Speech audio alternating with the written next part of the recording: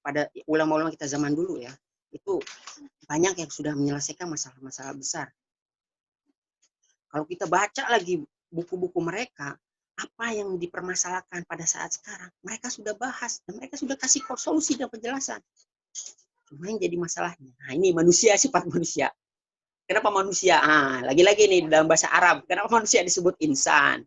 Kan manusia dalam bahasa Arab ini makanya kalau kalau apa ya, kalau orang yang ingin paham, mengerti agama Islam, agama kita yang rahmatan lil alamin ini ya, eh, ada satu syarat yang harus nomor satu menurut saya yang harus dikuasai. Coba kuasai bahasa Arab dengan betul. Kebuka, jadi kayak kunci ya, kebuka nanti hazanah yang tersimpan di dalam apa hasil betul-betul pusaka yang sangat besar.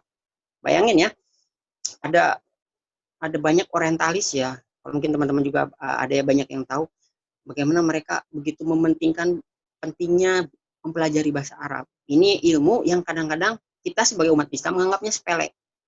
Tapi orang-orang non-Muslim lihat yang mereka tahu ternyata ini ada treasure ya atau apa harta karun. Nah, mereka banyak tuh yang kayak Islamic studies di negara-negara barat itu.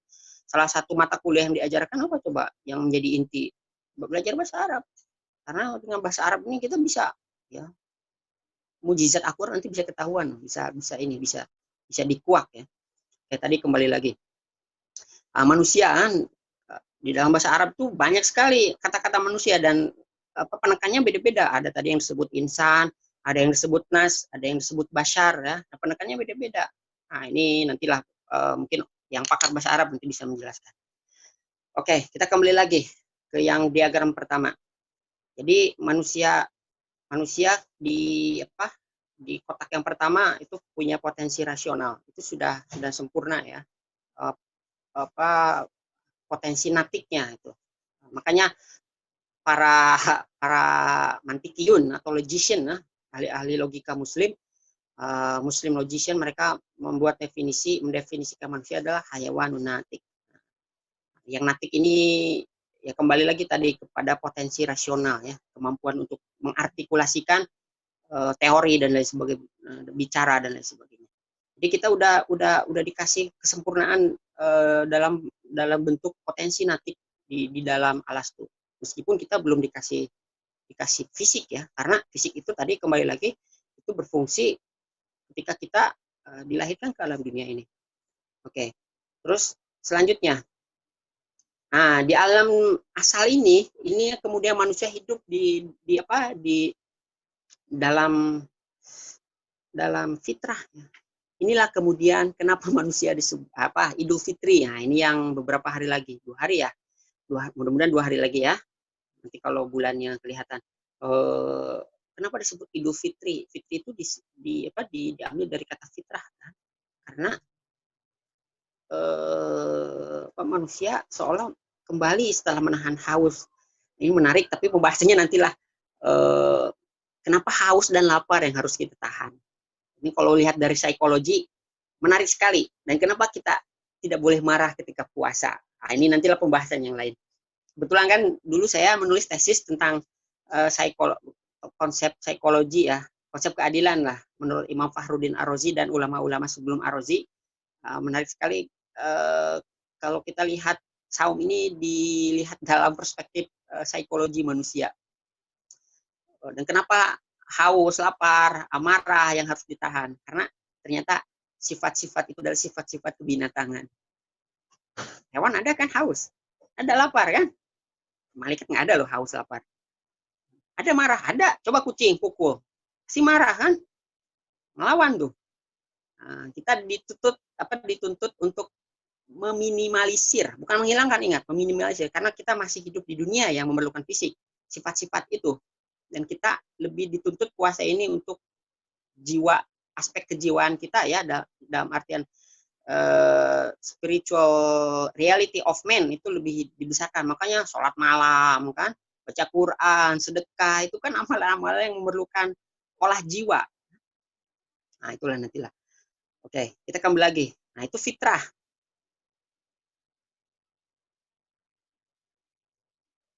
Oh ini ada yang bertanya, ini dijawab langsung atau gimana? Pak Febri? Nanti Ustadz di akhir Ustadz. Itu cuma bertanya di chat doang, Oh, nanti diizinkan. oke, sebentar ya.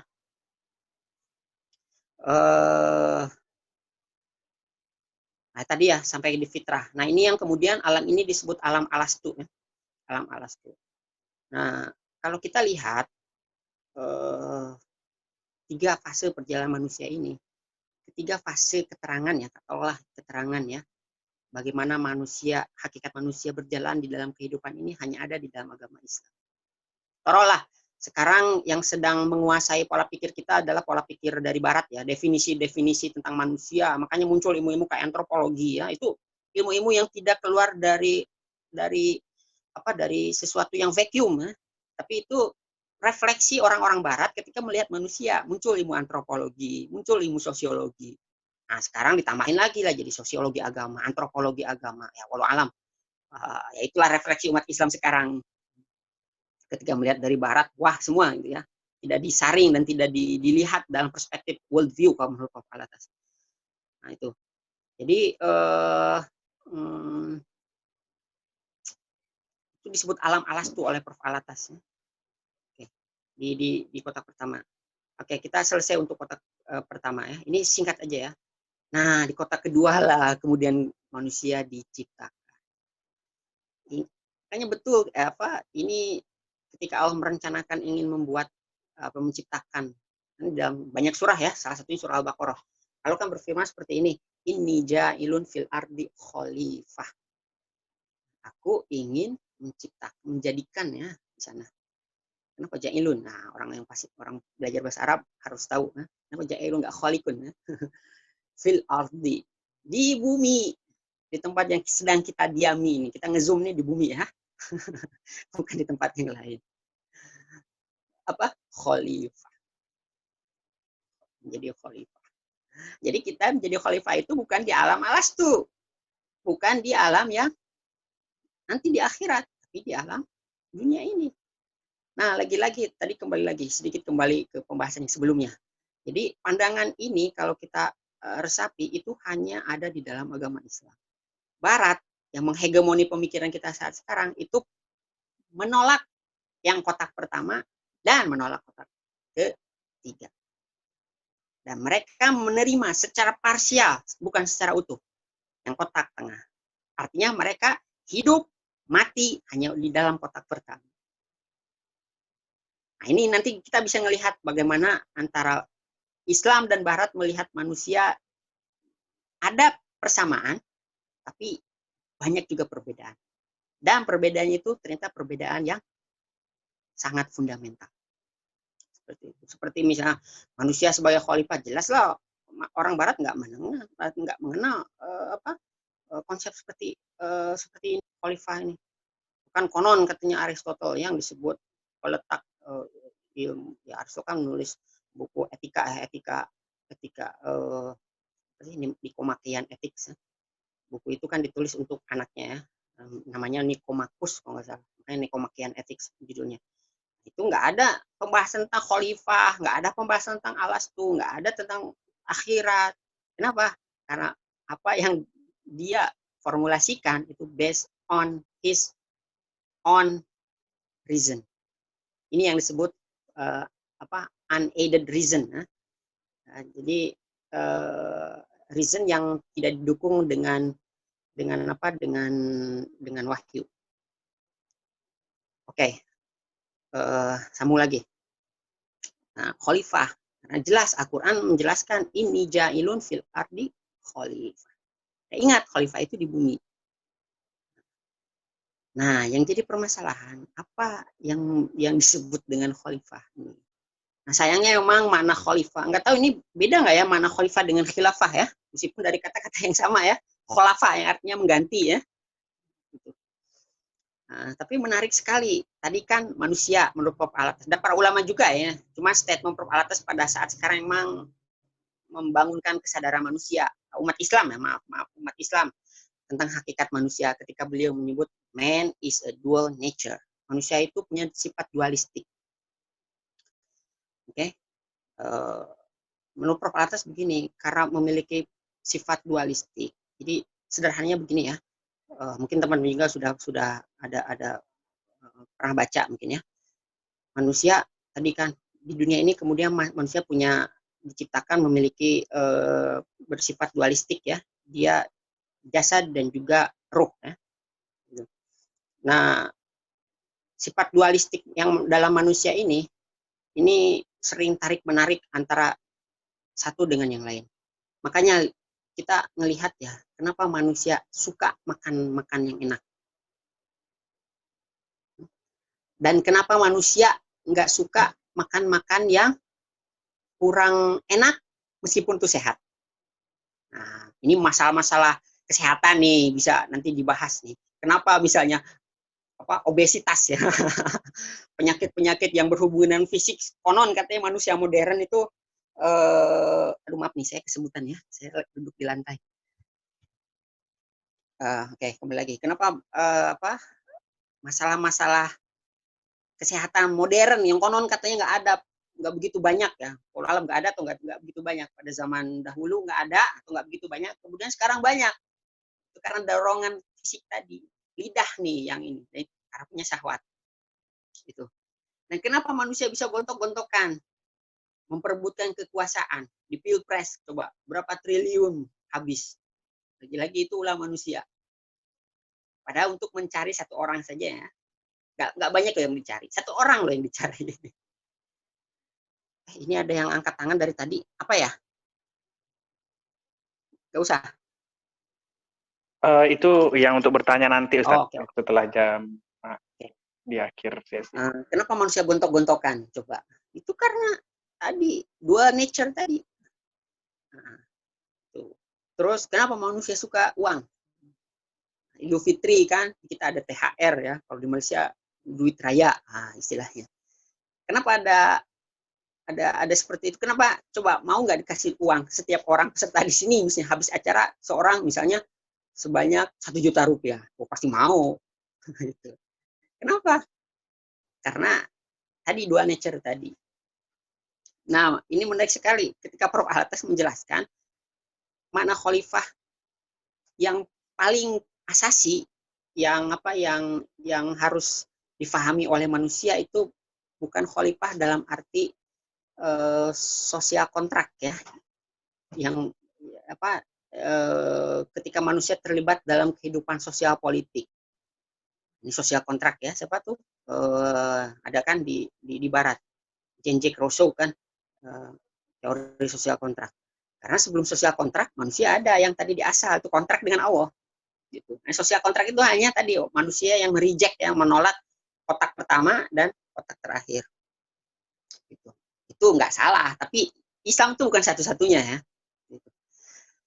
Nah, khalifah menurut Prof. Alatas apa? Ketika tadi potensi rasional ya, yang ada di dalam kotak pertama itu menjadi pengontrol atau pengawas ya, potensi fisikal atau syahwat ya, atau sifat hewani lah, atau disebutnya an-nafsu al-hayawaniyah, jiwa kehewanan ya yang ada di dalam diri manusia. Nah, itu yang disebut khalifah yang paling penting itu. Karena setiap orang kan nanti menjadi khalifah itu setiap manusia. Kita misalnya meskipun nggak jadi ketua RT ya, kita nggak jadi presiden, nggak jadi menteri, kita nggak mengatur banyak orang, tapi kita at least mengatur diri kita sendiri. Makanya nanti banyak ilustrasi ya dari para ulama kita, Imam Al-Ghazali, Ar-Razi dan lain sebagainya. Bagaimana mereka mengilustrasikan bahwasanya manusia itu every single man, setiap manusia itu, setiap orang manusia itu bagaikan kerajaan. Jadi ada menteri, ada perdana menteri, ada presiden gitu, ada menteri informasi, ada menteri pendidikan, seperti itulah. Tapi ada musuh. Nah, musuhnya siapa? Itu yang disebut an-nafsu al-hayawaniyah. Oke. Nah, terus itulah disebut khalifah. Jadi at least kita mentadbir atau mengontrol diri kita sendiri. Itulah khalifah. Oke, lanjut lagi. Nah, di sini yang tadi saya sebutkan, kita hidup di dalam alam dunia, alam yang rendah ya. Karena dunia sendiri berarti rendah dan dekat. Oke. Nah, di sini kita ada amanah. Amanah apa? Wa ma khalaqtul jinna wal insa illa liya'budun. Itu amanah yang paling besar. Ini pandangan metafisika Islam terhadap manusia. Wa ma khalaqtul jinna wal insa illa liya'budun. Aku tidak menciptakan manusia dan jin kecuali apa? Untuk beribadah kepada Allah. Beribadah, ya'budun. Makanya kemudian kenapa manusia disebut abdun? Itu dari satu akar kata dengan ibadah. Artinya ya orang yang melaksanakan tadi apa kontrak atau perjanjian dengan Allah untuk beribadah kepadanya. Nah, amanah ini apa? Banyak sekali. Amanah terhadap diri kita sendiri, amanah terhadap orang-orang di sekitar, amanah terhadap yang sudah menikah, mungkin amanah terhadap istri, amanah terhadap anak yang punya anak, amanah terhadap orang tua jelas, amanah terhadap teman, amanah terhadap guru dan lain sebagainya. Makanya banyak sekali amanah. Nah, tapi dari amanah-amanah itu ada kadang tidak disadari oleh manusia, yaitu ketika manusia secara individu ternyata dia punya amanah terhadap dirinya sendiri. Ini kalau sebentar lagi ya, kalau melihat ada YouTube-nya itu bisa dilihat ada percakapan Prof. Alatas dengan Hamzah Yusuf ketika beliau menafsirkan surah An-Nisa, Innallaha ya'murukum an tu'addul amanah. Itu bagus sekali itu penjelasan Prof. Alatas tentang amanat manusia ya. Dan apa penafsiran beliau terhadap apa makna amanah tersebut. Oke. Lanjut lagi ke bawah. Nah, tadi manusia di alam dunia ini kemudian memiliki dua sifat, ruh dan jasad. Agak panjang ya untuk membahas ini. Terus yang bawah manusia kemudian memiliki jiwa rasional yang tadi ada di alam alastu ya, di kotak yang pertama. Jadi jiwa rasional itu yang kemudian dibawa masih ada di dunia ini. Dan itu yang nanti membedakan manusia dengan makhluk-makhluk yang lainnya. Ini kalau ada teman-teman ini bagus, nih ada buku Ar-Razi ya, PDF-nya ada loh namanya. Ini kalau nggak salah udah terjemahin ke dalam bahasa Indonesia. Ini bisa dibaca, ini bagus sekali nih. Ini tentang psikologi jiwa manusia nih. Kitabun Nafs Warruh Wasyarhu Kuahuma. Yang bisa bahasa Arab bisa dibaca. Ini bagus sekali nih. Bagaimana posisi manusia di alam dunia ini, posisi manusia dengan malaikat, posisi manusia dengan makhluk-makhluk yang lain. Kenapa manusia agak spesial? Bukan agak, ya, memang spesial dibanding makhluk-makhluk yang lain seperti itu. Ini sudah menjelaskan. Jadi isu-isu ini sebetulnya dulu ratusan tahun sudah dibahas. Karena kita lupa dengan ya itulah arus modernisasi, westernisasi dan lain sebagainya. Nah, kita lupa terhadap tradisi kita. Itu. Terus lanjut nah tadi fitrah ya. Fitrah ini masih ada. Makanya Idul Fitri kan di dunia ya, kita merayakan Idul Fitri di dunia. Dan kembali ke fitrah ini artinya kembali ke alam asal yang di kotak pertama tadi. Itu. Ketika manusia bersaksi dan hidup memang dalam fitrahnya. Makanya di sini perlu ada agama itu seperti itu. Perlu ada agama dan perlu ada yang ngasih contoh. Nah, siapa ngasih contohnya? Kita ada Nabi Muhammad. Ini enaknya agama Islam nih, semua udah dicontohin oleh Nabi Muhammad. Gak usah nyari contoh-contoh yang lain kan, semuanya ada. Beliau menafsirkan agama dan lain sebagainya. Oke, nah di sini kemudian manusia sebentar lagi ya. Oke, sedikit lagi lah. Ada pertarungan ya, ruh dan jasad. Nah, ini peperangan abadi. Peperangan abadi. Setiap kita ini berperang, ruh dan jasad. Makanya puasa ini sebetulnya bisa menjadi ini loh, bisa menjadi barometer, bisa menjadi apa ya, bisa menjadi penjelas ya. Bahwasanya manusia ini memang senantiasa terlibat peperangan ya antara ruh dan jasad. Mana yang lebih utama? Ingat ya, Islam itu bukan berarti tidak mementingkan jasad ya, bukan. Bukan seperti itu. Islam itu kan sifatnya wasaton ya, jadi kedua ini penting. Contoh kalau kita sakit misalnya ya, atau kita nggak punya uang untuk beli pulsa, untuk beli kuota, kita nggak bisa zooman kayak gini ya. Jadi itu penting. Cuman, itu bagaimana menempatkan dalam tempat yang tepatnya itu. Nah, menempatkan dalam tempat yang tepat itu ilmu. Nah, salah satu ilmu yang paling mendasar dalam Islam apa?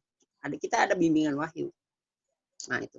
Nah jadi ruh dan jasad ini kemudian bertarung satu dengan yang lain sampai akhir hayat manusia. Nah, tadi kembali lagi, setiap individu itu sebetulnya berpolitik. Kita berpolitik, saya berpolitik, semua yang hadir sekarang mendengarkan juga berpolitik ya. Jadi bukan hanya pemerintah, bukan hanya presiden, menteri, dan kita berpolitik.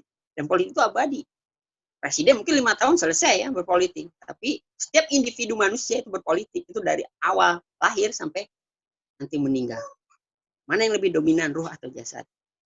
Dan kemudian di sini ada bekal ya, Allah ngasih tadi ngasih jiwa rasional ada, menjadi makanya akal ini banyak, misalnya Imam Al-Ghazali menyebut akal ini nurun, cahaya, makanya disebut nurani dalam bahasa kita.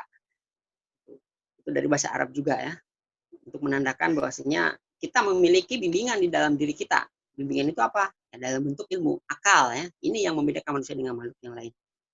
Kemudian ya kita ada juga kebahagiaan dan lain sebagainya ya. Kebahagiaan ini ada tingkatnya. Tidak di dunia ini ya, tidak semua tidak semua kebahagiaan itu sama. Ada yang berbentuk kebahagiaan jiwa kayak tentram, tenang dan lain. Kayak sekarang kan COVID-19 ini kan membuat panik masyarakat ya.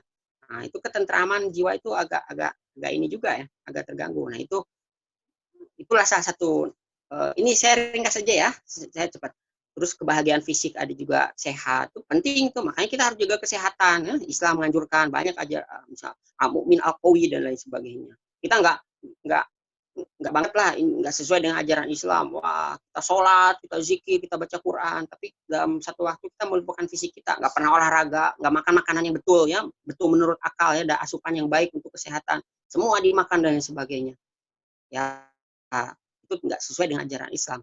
Ada hadis terkenal kan, ketika ada beberapa orang datang ke Nabi mau sholat, mau puasa, terus nggak nikah, memujang seumur hidup, 24 jam mau beribadah. Nabi marah kan, bukan seperti itu Islam. Oke, nah ada juga nanti kebahagiaan eksternal. Eksternal karena itu di luar jiwa kita, di luar diri kita ya, dalam bentuk harta, jabatan, uang dan lain sebagainya, materi.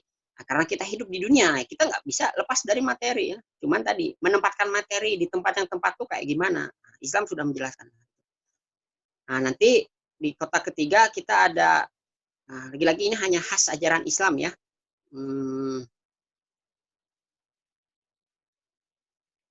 Oke.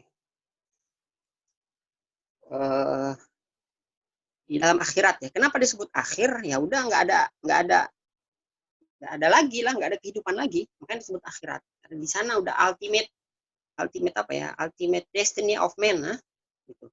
Nah, kemudian ya, Nabi menjelaskan nanti kebahagiaan yang paling besar di akhirat nanti adalah ya kita bisa bertemu dengan Allah. Nah, jadi seperti itu ya. Ini secara ringkas saja ya, bagaimana Islam memandang manusia ya. Dan ini jelas pandangan ini kalau kita elaborasi lagi ya dengan lebih detail, hanya khas memang ajaran Islam. Khas ajaran Islam yang kalau menurut Prof. Alatas ini yang saya tulis tuh ada quotation yang di atas, what is taken to be ultimately true and real. Based on metaphysical, forming its worldview. Yang di atas ya, its metaphysical system and thus also the worldview it projects is not the same for every civilization. It differs from one another in accordance with differences in the interpretation of what is taken to be ultimately true and real, including true and real true and real on the nature of man. Kira-kira seperti itu ya. Mohon maaf nih kalau terlalu singkat pembahasannya dan masih banyak kekurangannya. Ini ada banyak yang bertanya ya, Pak Febri ya? Iya, ada yang bertanya, Ustaz. Oke. Ini kita masuk ke sesi pertanyaan lagi ya? Oke. Boleh kan? Oke. Jadi saya buka. Jadi, Mas Febri mau dibacain? Iya, ini aja, Ustaz. Ada yang bertanya juga, yang mau langsung bertanya. Itu Muhammad Abdel Rafi. Silakan diaktifkan audionya. Ya. Assalamualaikum, Ustaz. Oke, waalaikumsalam. Ya. Saya hendak bertanya terkait tentang apa? Barangkali apakah suara saya jelas? Oh, jelas. Oh ya. Terkait tadi mungkin yang belum secara detail Ustaz jelaskan adalah terkait ini mengapa manusia menjawab bala syahidna itu tadi, Ustaz. Barangkali bisa dilanjutkan pembahasannya. Kemudian yang kedua adalah terkait konsep keadilan yang Prof. Alatas jelaskan itu di buku beliau di Risalah untuk Kaum Muslimin yang berbeda dengan Barat yang konsep keadilannya membutuhkan dua manusia atau dua pihak, atau manusia dengan negara, manusia dengan masyarakat. Nah, konsep keadilan Prof. Alatas ini bagaimana kedudukannya dengan konsep keadilan yang tadi Ustadz jelaskan dari Fahrudin Ar-Razi dan ulama-ulama sebelumnya. Insyaallah itu Ustadz. Jazakallah khair. Oke, pertanyaan kedua kita cukup 4 pertanyaan dulu ya di awal ke Bang Nanda. Silakan Bang Nanda. Assalamualaikum Ustadz. Waalaikumsalam. Nanda Ustadz dari Wafi Padang. Oh ya. Ya Ustadz, mau bertanya, ini pernah dengar tentang konsep Ibnu Arabi yang khalifah Allah dan khalifah Rasulullah. Itu apa perbedaannya Ustadz?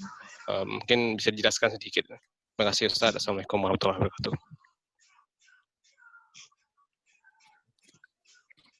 Jelas. Jelas, udah dicatat Bang. Pertanyaan yang selanjutnya itu dari Joni Azwan Ustaz. Afan Ustaz izin bertanya, kira-kira seperti apa penjelasan metafisika mengenai sifat angkuh? Contohnya seperti saat iblis yang angkuh merasa lebih baik sehingga tidak mau hormat kepada Adam alaihissalam, lalu seperti umat Yahudi yang angkuh tidak mau mengakui kebenaran Islam sehingga mereka selalu memusuhi Islam hingga hari kiamat. Kita ketahui manusia memiliki 3 jenis jiwa, nafs mutmainnah, nafs lawamah, dan nafs al-ammarah. Lalu jika dilihat jin dan manusia sama-sama memiliki sifat angkuh, tapi jin diciptakan dari api sedangkan manusia dari tanah.